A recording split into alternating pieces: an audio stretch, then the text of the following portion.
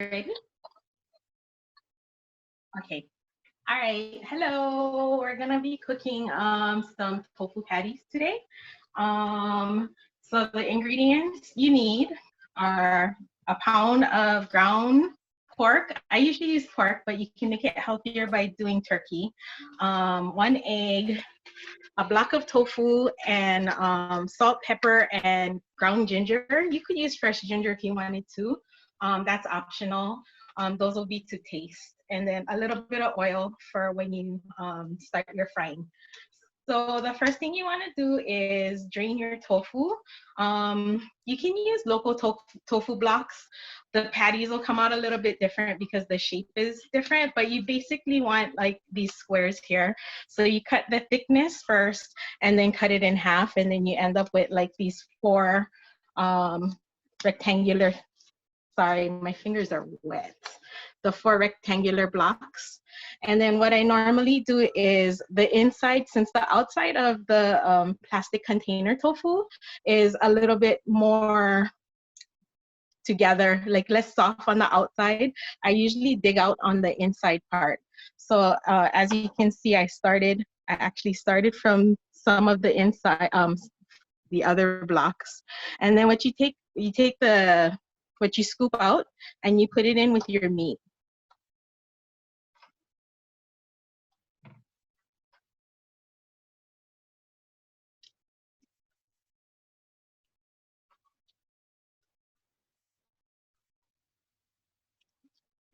So as long as you dig it out and try not to let it go through, it's gonna hold your mixture, your meat mixture in here. So nothing will go to waste. You'll end up with your four block patties that look like this. And the ones that I dug out earlier, I'm just gonna stick it in here. So we have the tofu and the meat mixture, and then we wanna just put in some salt and pepper to taste. So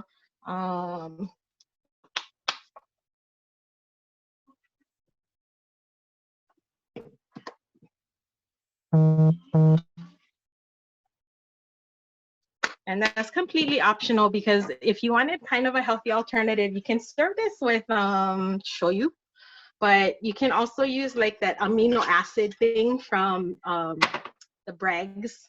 They also make like that healthy apple cider. And then I'm also adding my egg.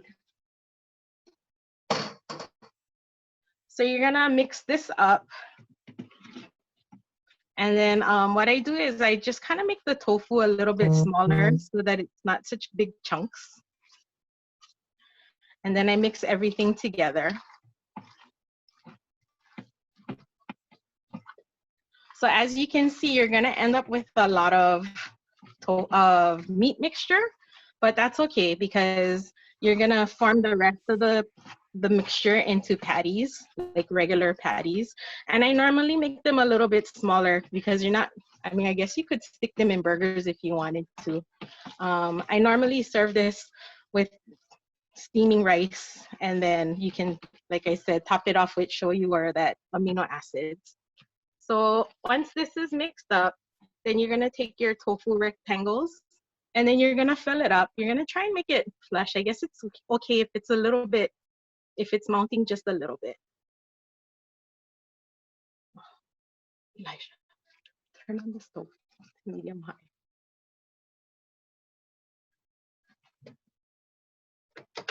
So I should have actually started it already, but I'm putting this on medium high. And because the pork is pretty lean, even if you're using ground turkey, you can put a little bit of olive oil. So I have like this little mister. Can you do it with your other hand? But you don't need a mister. You can just put like a little swirl of olive oil.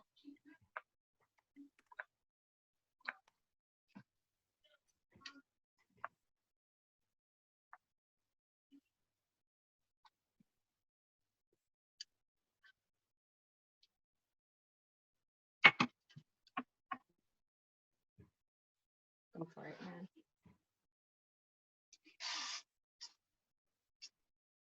Okay. So after you fill up all of your rectangles, since with a small block of tofu, you'll only get 4 of the block patties at most.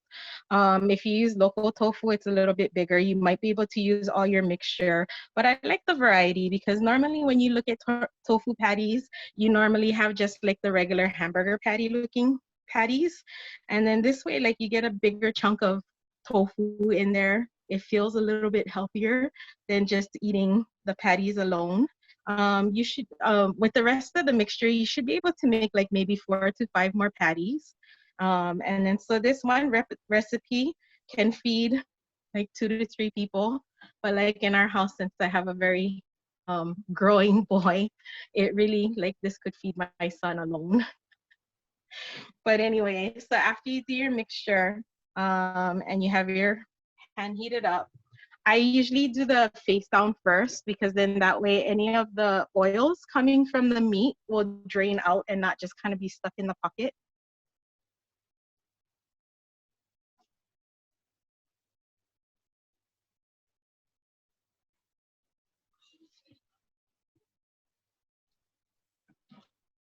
And so like I said, I usually make smaller patties.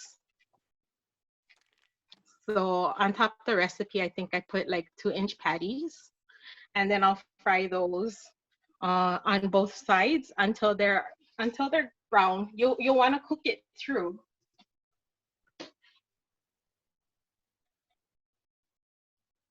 And as you get the hang of it, you'll see without having to destroy the patties how to cook it right through. But anyway, I'm not gonna waste time with you guys watching the patties. And then in the end, this is what you end up with: your tofu patties, tofu patty blocks, and tofu patties.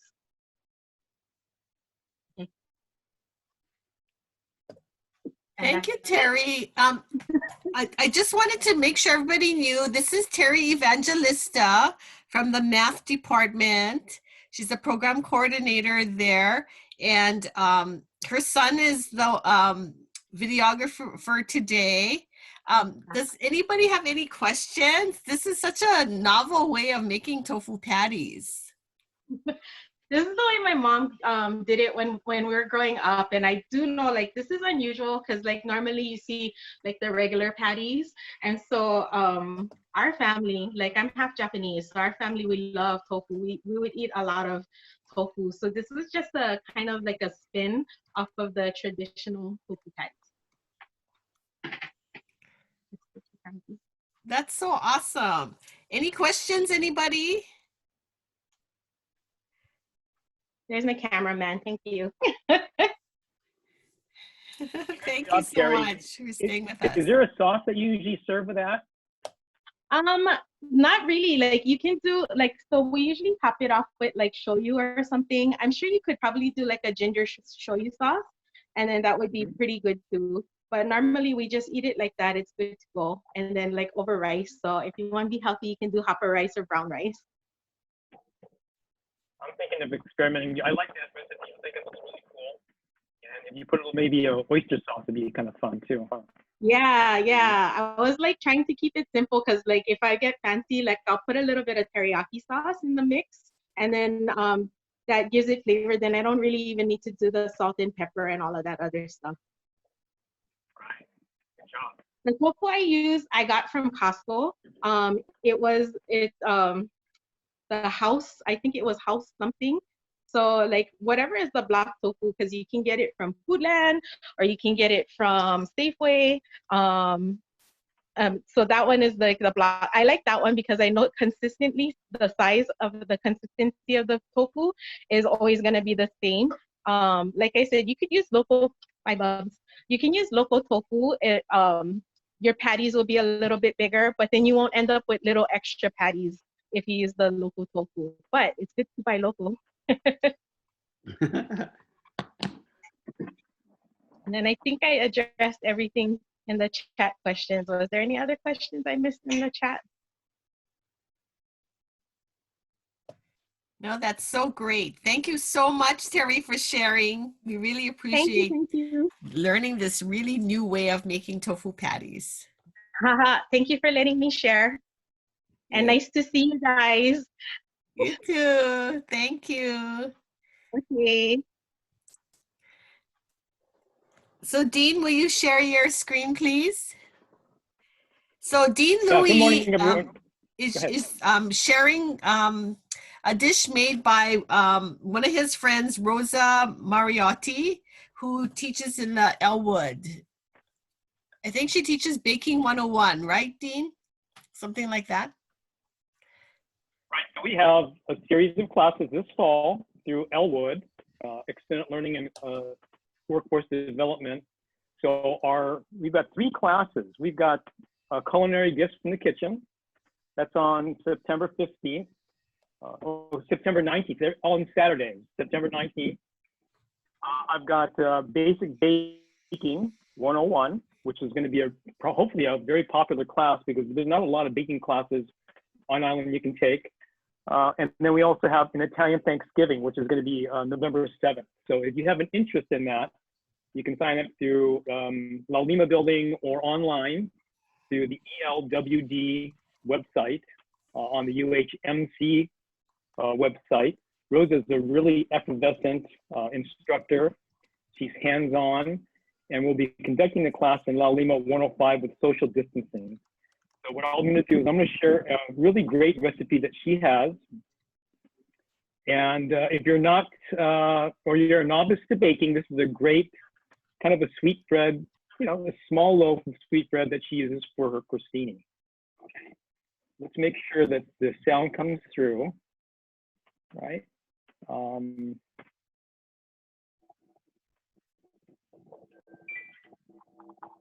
on just a second. I got a call coming in. Sorry.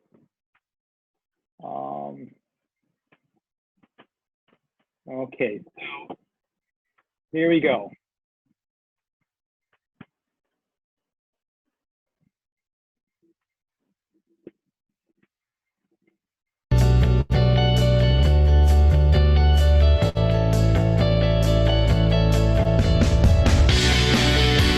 Aloha, Maui and beyond.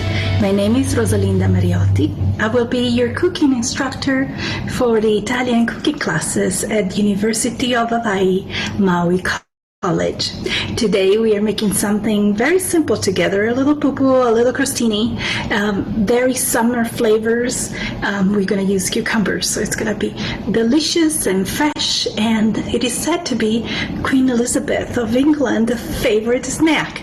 So if it's good enough for the Queen, I'm sure it's good enough for everybody, right? So let's grab some cucumbers and let's get started.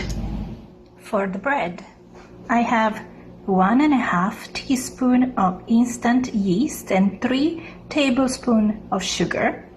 I also have a 1/3 cup of milk, lightly warm, 1 egg, 1/2 teaspoon of salt, and 1.5 cup of flour with 2 tablespoons of soft butter and zest of a lemon. I have a Meyer lemon, which is local. So now I will add the warm, not too hot, or you're gonna kill the yeast, milk to the yeast and sugar. I'm gonna give it a swirl, and I will wait until the yeast has been activated and I see some foam and bubbles surfacing. Once I see some action on the surface, I'm gonna add the flour, butter, the zest, and the egg, just like that, very simple. And now we are going to mix it lightly.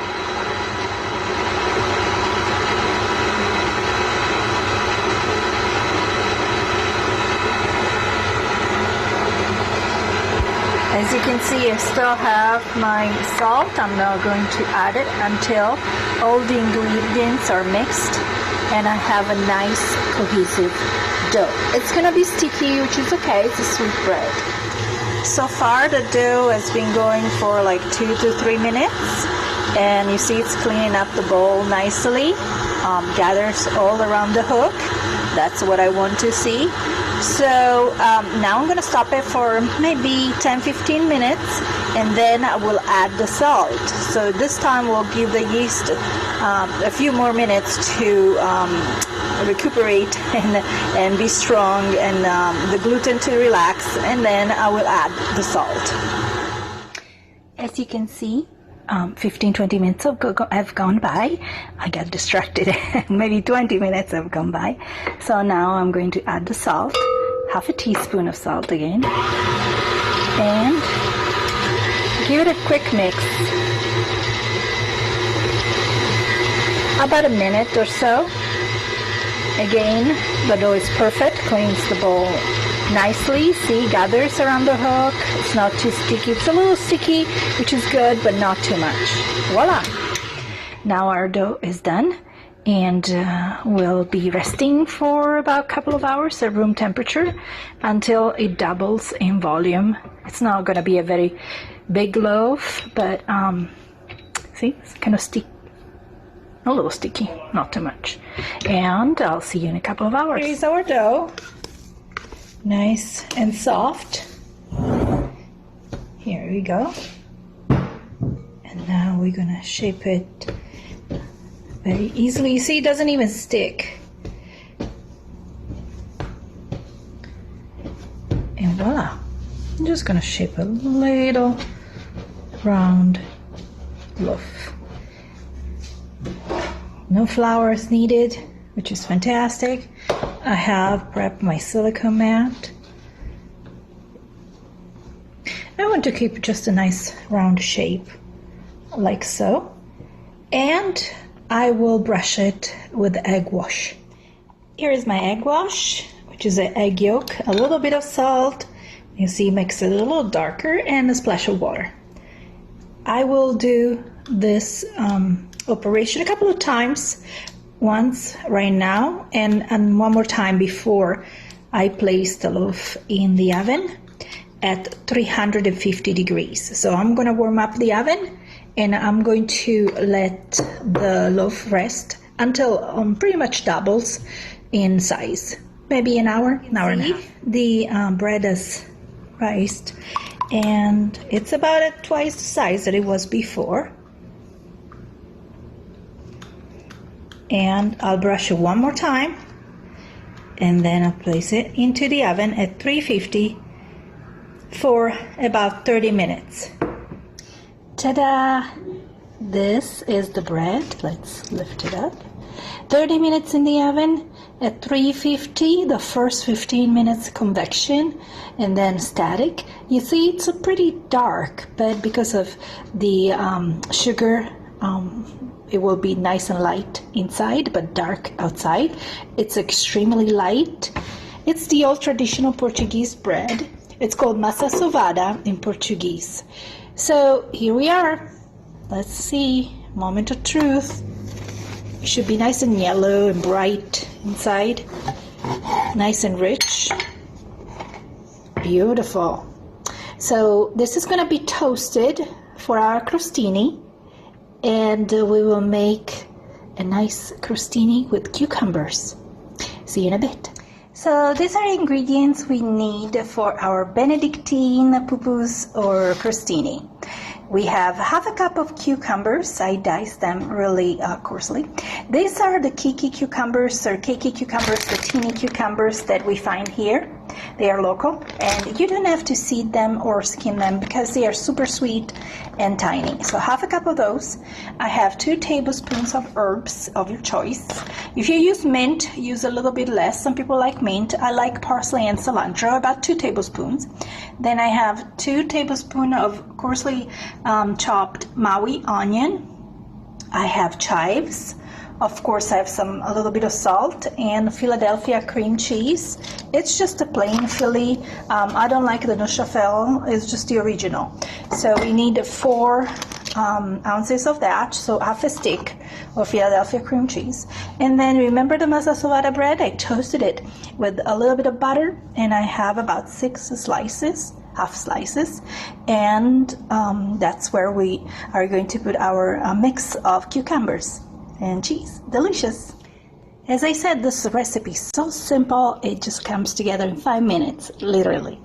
In a little food processor, I have the half a cup of cucumbers, the 2 tablespoons of Maui onion, and the herbs. I'm going to add a little pinch of salt,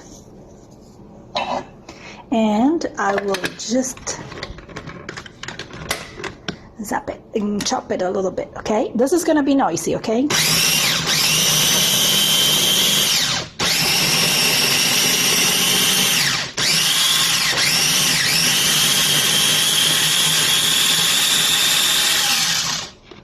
Okay, what was that, 30 seconds maybe?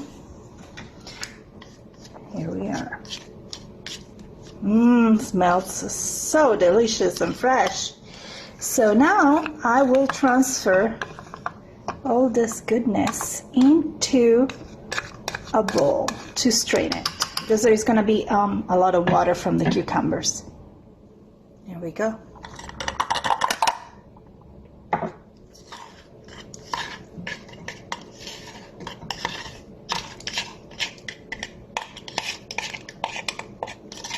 Doesn't seem very much, but a little bit goes a long way. So you can easily make a dozen appetizers with this. I'm just gonna lightly press it, not too much. As you can see, look how much water already. So I will let it sit there for about 10 minutes. Okay, 10 minutes have gone by. I don't want to totally drain all the water, but look how much. It's quite a bit for I've got cucumbers and some onions. So here's what's left. So I will return this to the mixer. A little, definitely drier. And remember the cream cheese? Now it's time. The cream cheese is at room temperature, so it's a little softer. You can leave it at room temperature for an hour or so. And cook 4 ounces. And there they go. And now some more noise. You're almost done.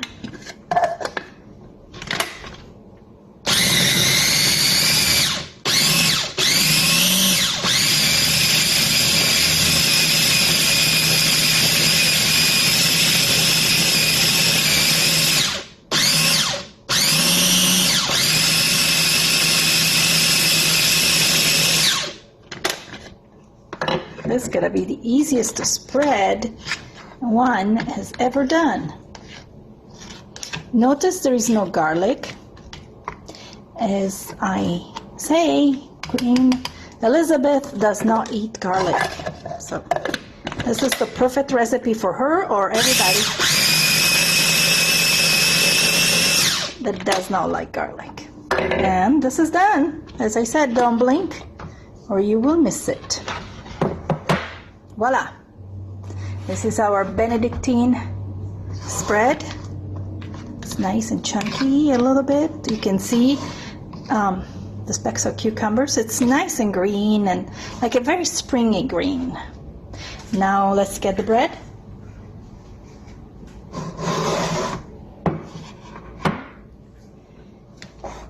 And let's make some toasts. Generously spread it.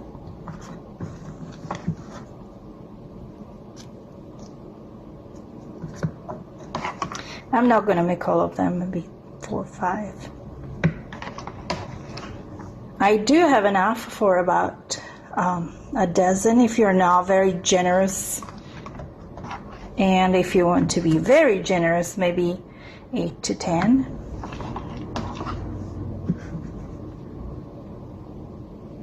So I made 6 and I have about half left.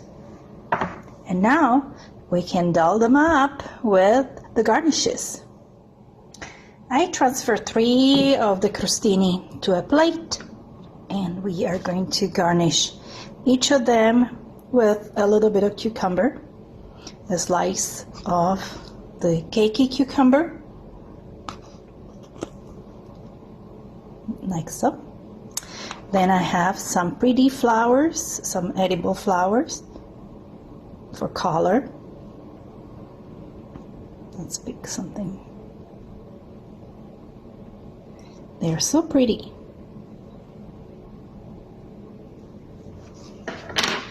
Then some chives.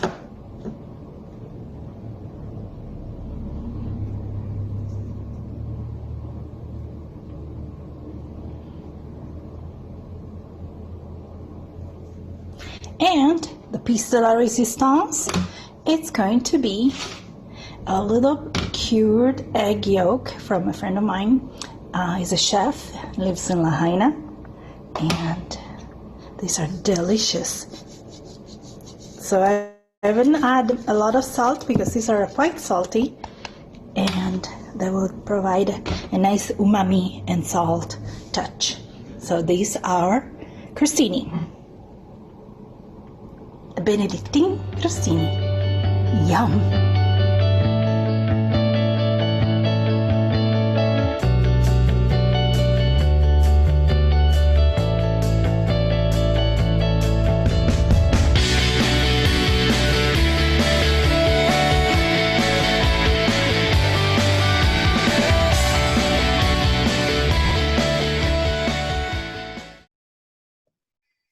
That's really great. Thank you so much, Dean, for introducing us to Rosa.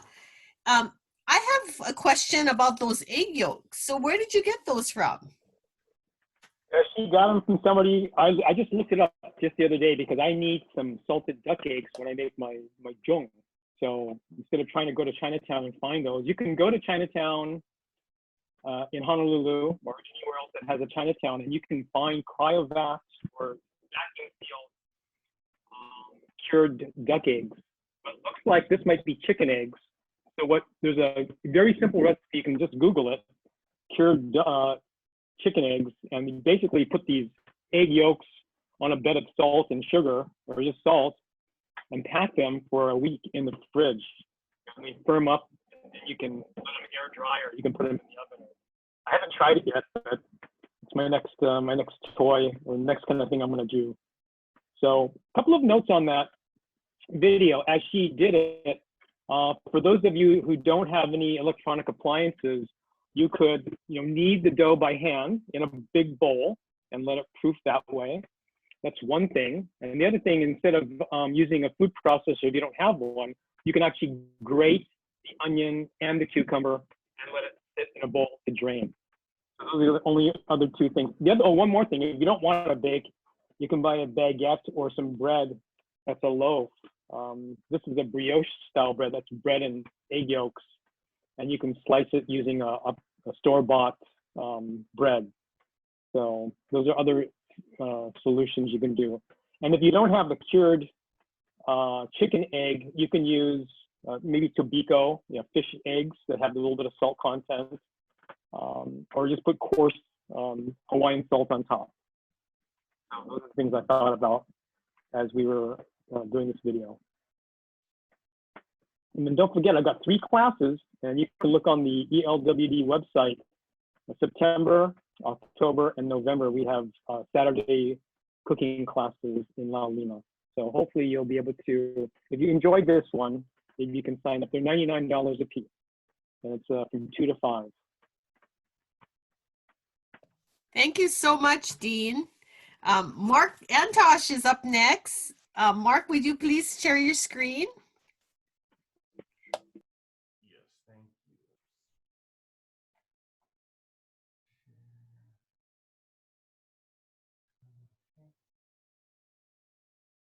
All right. Trying to find,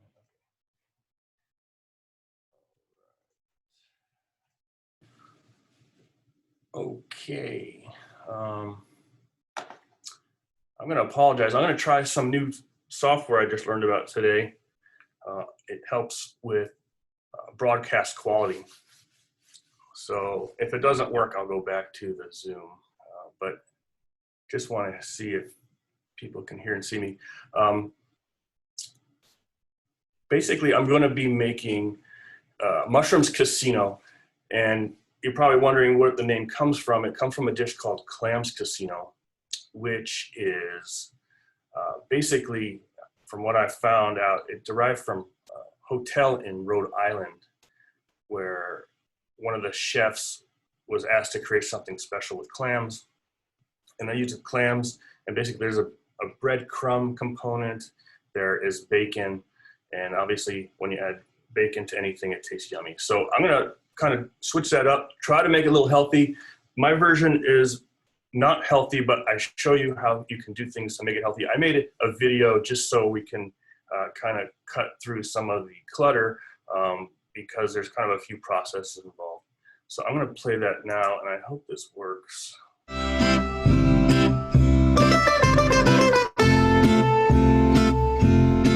Okay, today we're gonna make mushrooms casino, and it's gonna involve about, let's say 12 to 14 mushrooms. So we have a white button mushroom.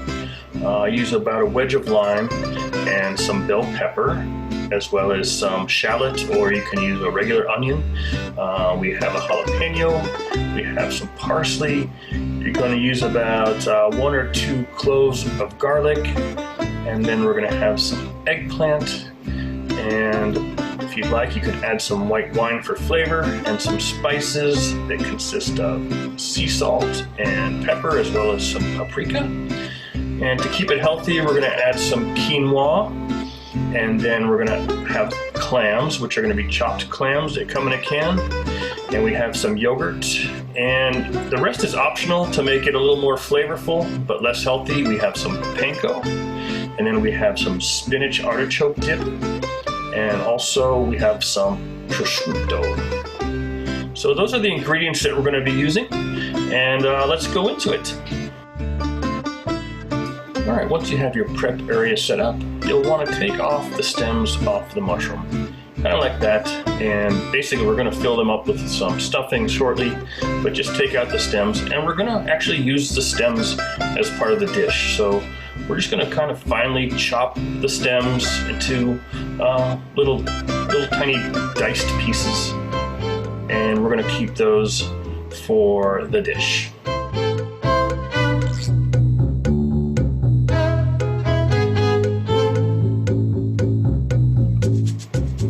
Okay, next up we have the bell pepper. We're just going to take out the center part, and once again you're going to use probably about 1/4 to 1/2 of the bell pepper, and you're going to finely dice them into little pieces, and once again we're going to add that into the dish. Next on the chopping block is eggplant. This beautiful graffiti eggplant was grown right here in Wailuku by Ann Elmsley. I should also mention that the bell pepper just prior to this was also grown here in Wailuku. I think it's always important to use fresh and locally sourced ingredients. So now you want to peel the eggplant, and then you're going to chop it up into small, tiny, diced cubes.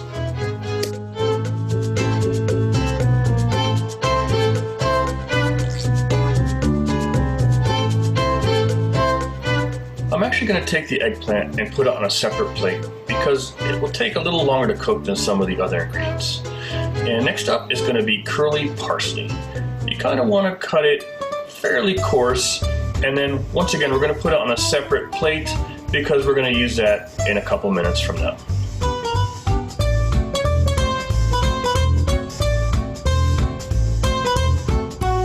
Alright, now it's time for the shallot, or you can use an onion, and you want to dice it or chop it very fine, or as fine as you can, just to kind of even out the flavor when you mix this into the stuffing mixture. Then I'm going to take the onion and put it on the same plate as the eggplant. Next up is the garlic. You'll want to use probably 1 large clove or 2 small cloves for this dish. You'll want to chop it finely, as small as possible, once again, just to get the flavors to go throughout the dish. And what I like to do is get a little pinch of sea salt and put it on top, and then take a knife or a spoon and just kind of release the flavors a bit. Adds a little more flavor to the garlic. Okay, now's the time you want to start some water boiling for the quinoa. And while that's boiling, you could take the prosciutto, and we're going to cut that into small cubes and set it aside as we use it later when we start cooking. Okay, now we'll take a little break here, check out the technological advances in tripod development. We have some tape, some olive oil, tongs, and a phone to capture this recipe here for you. All right, now that the water's boiling, you can add the quinoa, and basically the ratio would be about 2 parts water to 1 part quinoa, similar to rice. And you can kind of take the heat down a little bit, but you still want a slow rolling boil until all the water is absorbed. Once the quinoa is finished, you can set it aside and get a pan and coat it nicely with some olive oil. Make sure that the heat is high enough because you do want to get the oil to a nice temperature so you can caramelize the onions and the garlic. So as soon as you put them in, you should be able to hear a sizzle. And you kind of want to coat them, let them caramelize a bit, and then add the garlic, and then we can add the eggplant. At this point, you'll want to kind of coat all the ingredients in that oil, and you'll notice that the eggplant soaks up the olive oil fairly quickly. So if you need, don't be afraid to get some more olive oil and make sure you put in there so everything cooks evenly. Okay, next we can add the jalapeno, which I chopped earlier, and then the prosciutto, and we can mix those around. And now we can also add the bell peppers and the mushroom stems and mix those around real good, get those cooking. Next up, we can add some spices. We can add a couple of pinches of salt and a nice pinch of pepper. And I love using paprika. It adds a wonderful color, so I'm just gonna put some paprika in. Now we're ready for adding the clams. Make sure that you keep some of the clam juice so it also adds the flavor as we cook. And also we're going to add some quinoa. And at this point, you can choose or choose not to add panko. It will add a little better flavor and consistency, but it is not necessary if you want to keep this on the healthier side. Once you've cooked this mixture for several minutes, it's nice to grab a little bit of a white wine. It helps to add flavor and deglazes the bottom of the pan and gets those flavors mixed in. Once that's completed, we can take that mixture and put it into a bowl.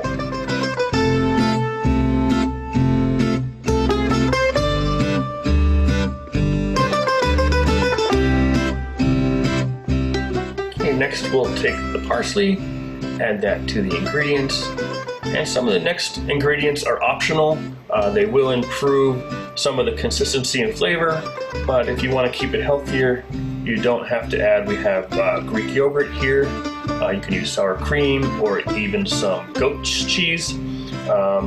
We also have some spinach artichoke dip, which will enhance the flavor, but once again, does not have to be added if you want to keep this on the healthier side. So you mix those around, and then we're going to get ready to stuff the mushrooms. Okay, I take a tinfoil lined tray, and I'll take the mushroom caps. And the mixture is basically like a nice paste, so it stays on fairly easily. You can shape it fairly easily. So just put a nice heaping teaspoon on and put that down. And save some prosciutto, and make sure you top each mushroom with prosciutto. Now there's something I found out that some of these mushrooms were kind of rolling over. So if you actually just cut the top edge off, it makes a nice flat surface, and you can, once again, stuff the mushroom, and it should stay nice and put. And don't forget to put a little piece of prosciutto over the top for when this cooks down. And if you'd like to keep it vegetarian, you can remove the prosciutto from the entire recipe. And there, all the hard work is done. Now we'll just preset the oven. You'll probably want to put it on broil at about 450 degrees, and it'll probably take maybe about 7 or 8 minutes to finish, but you'll have to check it by eye, and depending on how high it is to the top of the broiler, you basically want to get them to get nice and crispy on top, and that would be indicated by the prosciutto when it starts to turn a nice golden color. And there you have it, mushrooms casino. And here's how they'll look when they're completed. Now the next step is to see what they taste like. So I hope you enjoyed this recipe. And for now, I'm going to have a little bit myself, and I'll see you next time. Bon appetit.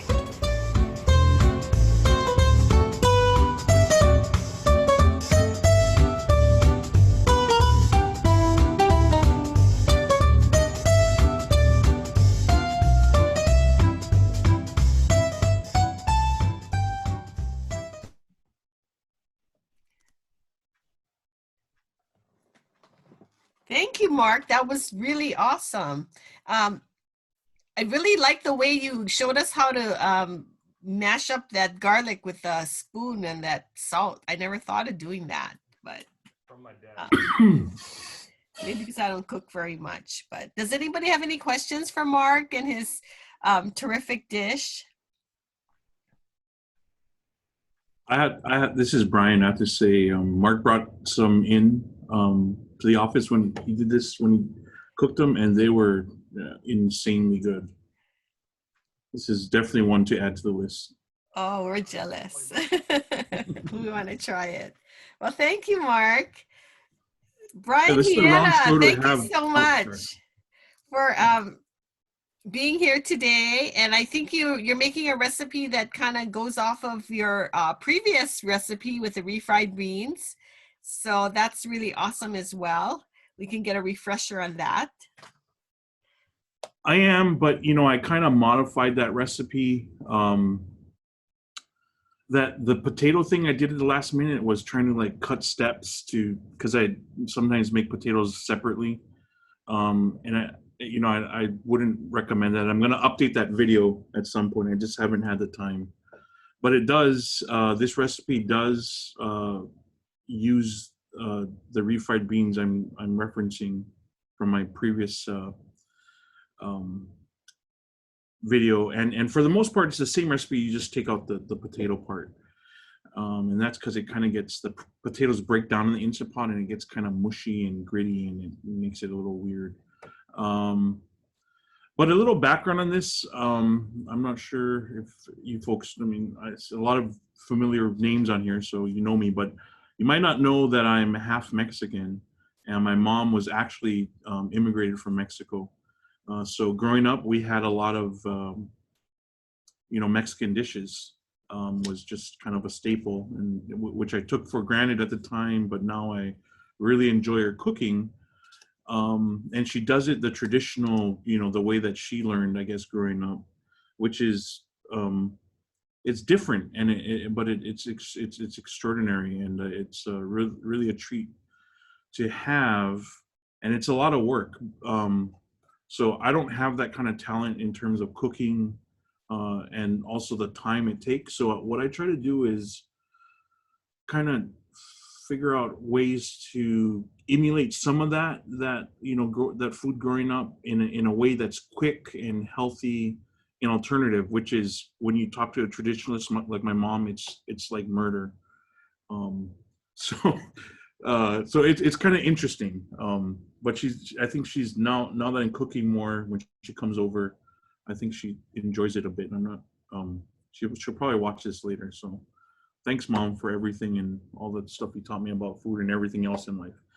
Anyway, this recipe is tostadas, and something I look to get with tostadas is I like the crunch in the tortilla shell, but I guess it's not, obviously frying is not healthy, but in my opinion, it's just a pain to fry, to heat the oil, waste the oil, splash oil, everything. So I tried to figure out a way to get around that. And what I did was use the air fryer to fry my tortillas with no oil. And it actually comes out amazing. And you'd be surprised. If there's anything to take away from this, is just fry your corn tortillas in the air fryer. And you're going to be amazed at how much crunch and flavor comes out of, with just the plain tortilla alone. I'm sure you could add to that and salt it and things and make your own chips and whatnot. So I guess enough of me rambling. I also did a video just because it would have been a train wreck if I tried to do it like Teri did. which she did a really good job at that. I'll just try to remark that some people are just natural at this, and that's not the case for me. So hopefully it makes sense and you folks can learn something from this. So let me share my screen.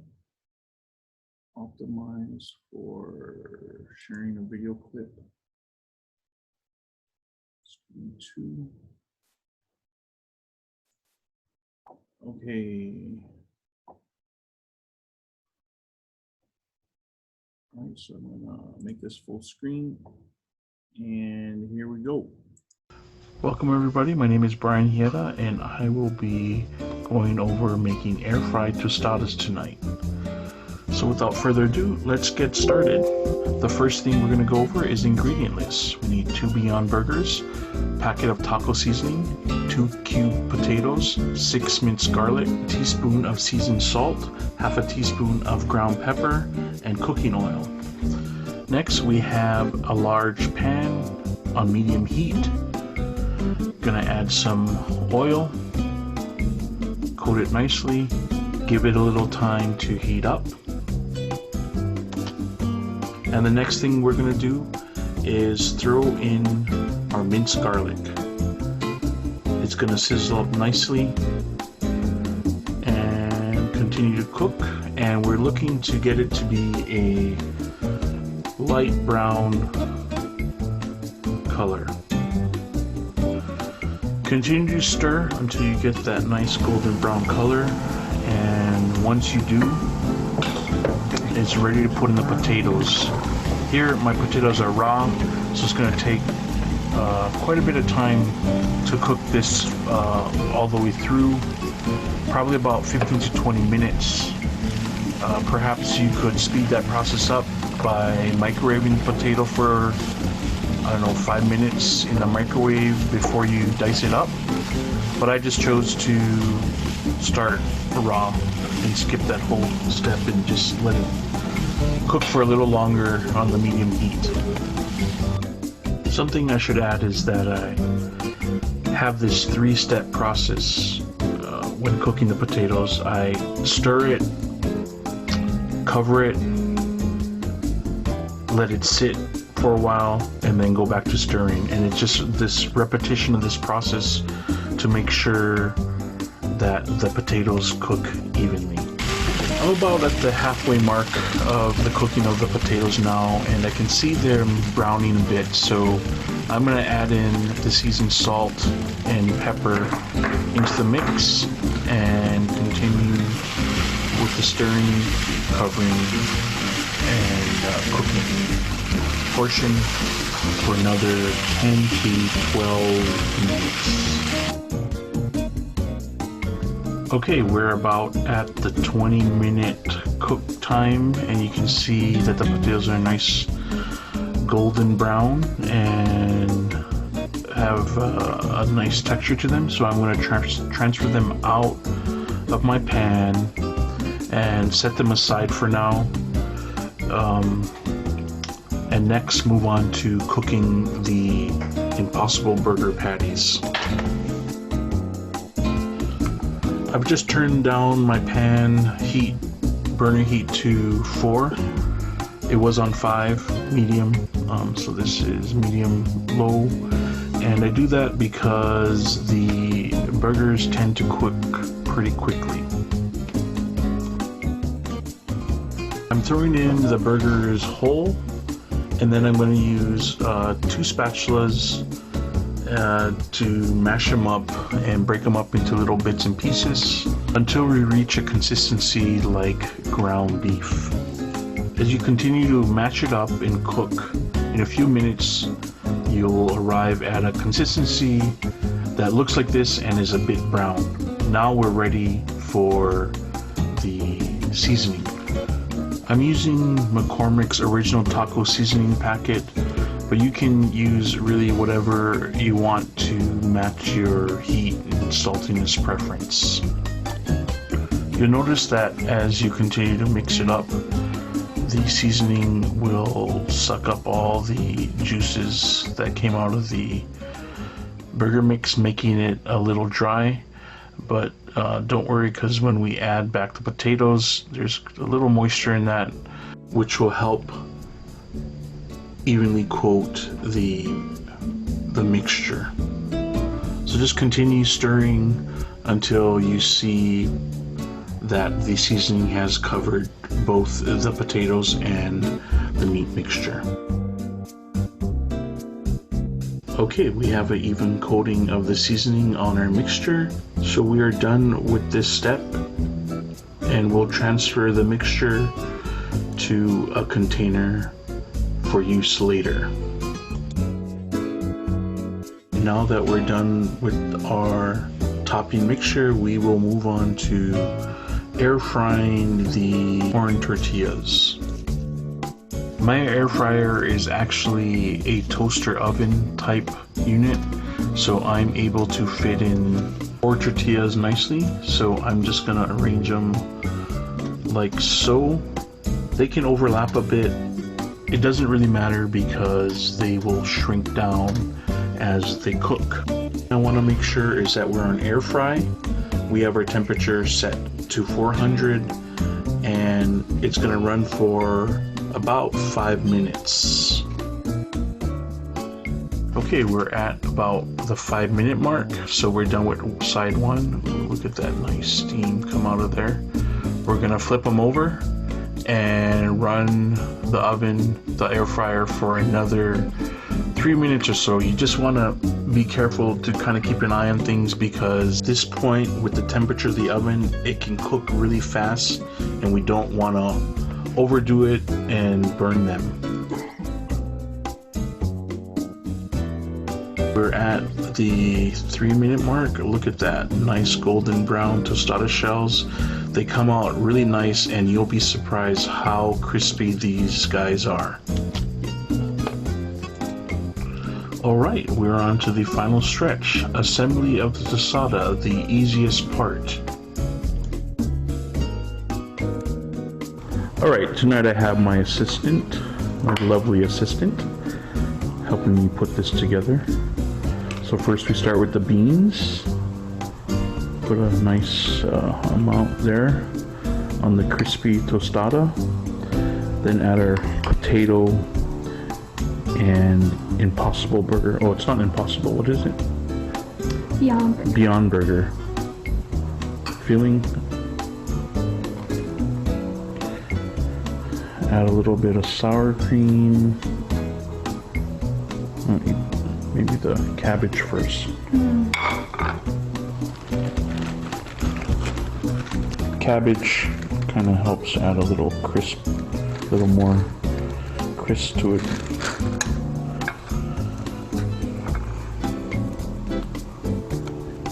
Some salsa.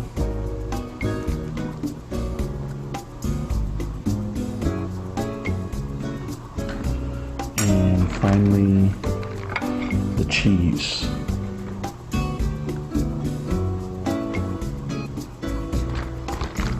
It's a little stuck together, but you can use your hands to spread it out. Perfect. So there it is. Air fried tostada. Bon appetit.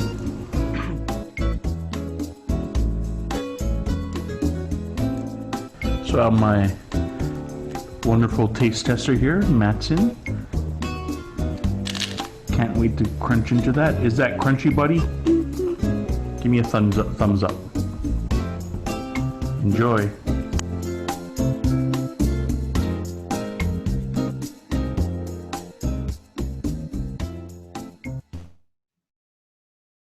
Okay, so that's it.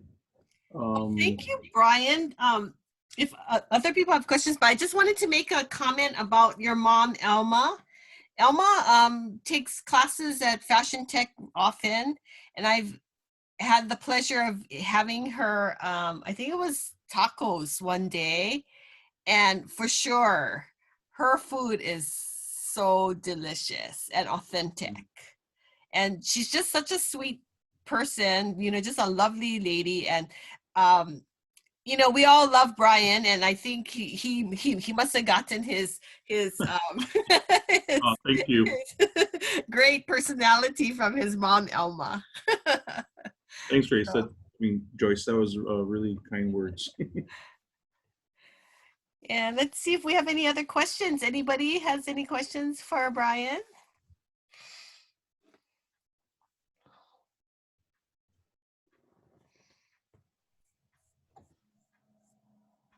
Or comments? Anybody?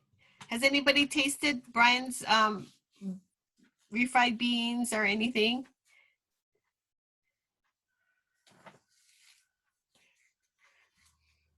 Well, it really looks great. So, and you know, so thank you for being here and for sharing with us, and all the other presenters, Teri, you know, Dean and Marc and Bryan. We so appreciate you and for sharing, you know, some of the things that you cook at home. Yeah, thanks for setting these things up, Joyce. It's work, but it's I enjoy it. It's fun. It's fun to do these things. So looking forward to the next one.